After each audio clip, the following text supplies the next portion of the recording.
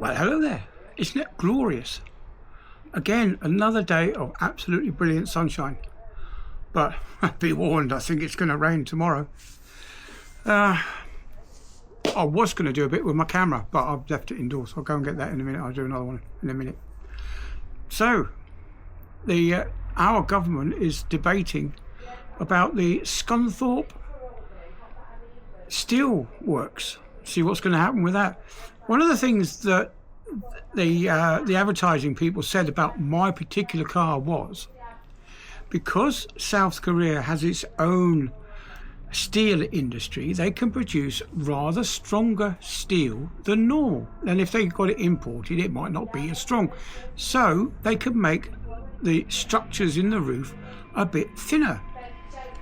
And that's why I'm able to have such a big sunroof in my car.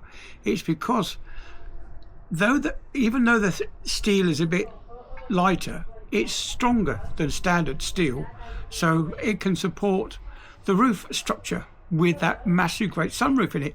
So that's one tiny part of having a steel industry in this country, which the government, I fully suspect that they're going to shut the steel industry down with a loss of another 3,000 jobs or more. In fact, there will be a knock-on effect. If the steel industry in this country goes, then the jobs that would use the steel that we produce will also go. And there's not only that, there's Sainsbury's the other day. They've had to, because of the hike in national insurance contribution, they've had to let go of their 3,000 restaurant staff because they're closing all the restaurants throughout the UK. So it's not looking good, is it, for this country anymore? It's really not. As the next election, we've got to get Starmer out and his cronies and all those other people. You know, this net zero lark that Ed Miliband's pushing out. For starters, it was written into law a few years ago now that we have to achieve net zero. The key number we have to think about is 89. That's how many minutes it took to decide whether or not to have this net zero written into law. And there was no vote taken, it was just accepted. That was just going to happen. Nobody was consulted, we weren't told about it, it just happened. That was under the Conservatives. And now Ed Miliband has embraced net zero for all it's worth. Craziness, really, absolutely crazy. It's a bit like dog poo, and telling everyone that you have a miracle dog that doesn't poo. Let me explain a bit. Now, in this country, we import a lot of our energy. Normally, it's around 15 to 20%, 25% on a daily basis.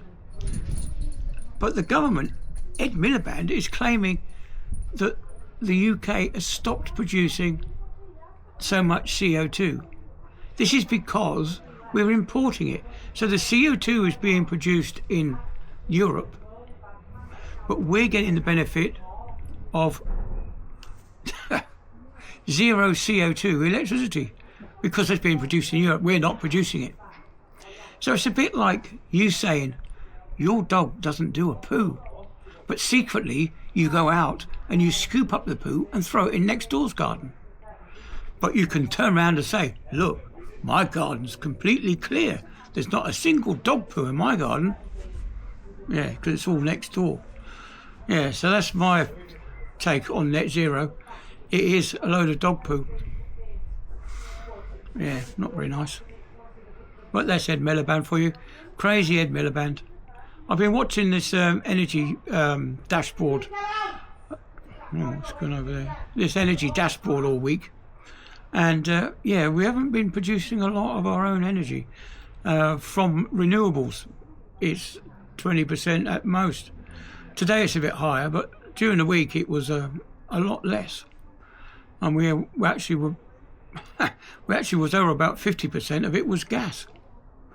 So what's going to happen when we get rid of all our gas? Right, anyway, that's for another day. We'll look at that in a bit more.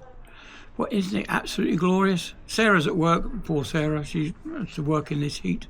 She won't like it, but never mind. She'll be back home. She'll be back home now, actually. So, I'm just watching the birds fly over just a couple of seagulls at the moment. We had a big fat pigeon in the fountain, doing his little bird bath in there. Frightened off the robins. I haven't seen the robins here today. Although I did see a blue tip it could have been a great tip. It was very fast. It was in and out. But yes, we've got the robins and the blue tits, and we sometimes get great tits. And if we're really lucky, we'll get a goldfinch in the garden. Nice birds, goldfinches. Anyway, I'm going to stop. I'm going to do my video about my camera lens. So I'll catch you all on the next one. See you then. Bye then.